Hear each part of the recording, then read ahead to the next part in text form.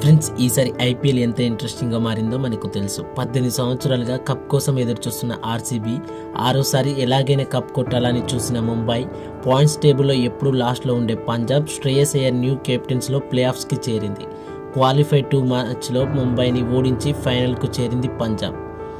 ప్రతి ఐపీఎల్ సీజన్లో ఈసారి కప్ నమ్దే అంటూ వచ్చిన ఆర్సీబీ 17 సంవత్సరాల తర్వాత ఈసారి కప్ నమ్దు అంది. జూన్ 3, 2025న ఆర్సీబీకి పంజాబ్కి జరిగిన ఫైనల్ మ్యాచ్లో ఆర్సీబీ ఛాంపియన్స్గా నిలిచి ట్రోఫీ సాధించారు. విరాట్ కోహ్లీ 18 సంవత్సరాల కల నెరవేరింది. మీరు కూడా ఆర్సీబీ ఫ్యాన్స్ అయితే ఈసారి కప్ నమ్దు అంటూ కామెంట్ చేయండి. 17 సంవత్సరాల తర్వాత ఒక అద్భుతం. ఆర్సీబీ టాటా ఐపీఎల్ 2025 ఛాంపియన్స్గా నిలిచారు. ఆర్సీబీ పంజాబ్తో జరిగిన ఫైనల్ మ్యాచ్లో ఘన విజయం సాధించింది. 2009, 2011, 2016లో ఫైనల్ దాకా వెళ్ళి ఓడింది. కానీ ఈ సంవత్సరం ఈ 2025లో ఆ కల నెరవేరింది. విరాట్ కోహ్లీ 18 సంవత్సరాల కల నెరవేరింది. మీరు కూడా ఆర్సీబీ ఫ్యాన్స్ అయితే జై ఆర్సీబీ అని కామెంట్ చేయండి. జై విరాట్.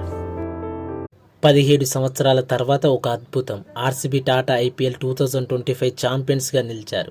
ఆర్సీబీ పంజాబ్తో జరిగిన ఫైనల్ మ్యాచ్లో ఘన విజయం సాధించింది. 2009, 2011, 2016లో ఫైనల్ దాకా వెళ్ళి ఓడింది. కానీ ఈ సంవత్సరం ఈ 2025లో ఆ కల నెరవేరింది. విరాట్ కోహ్లీ 18 సంవత్సరాల కల నెరవేరింది. మీరు కూడా ఆర్సీబీ ఫ్యాన్స్ అయితే జై ఆర్సీబీ అని కామెంట్ చేయండి. జై విరాట్.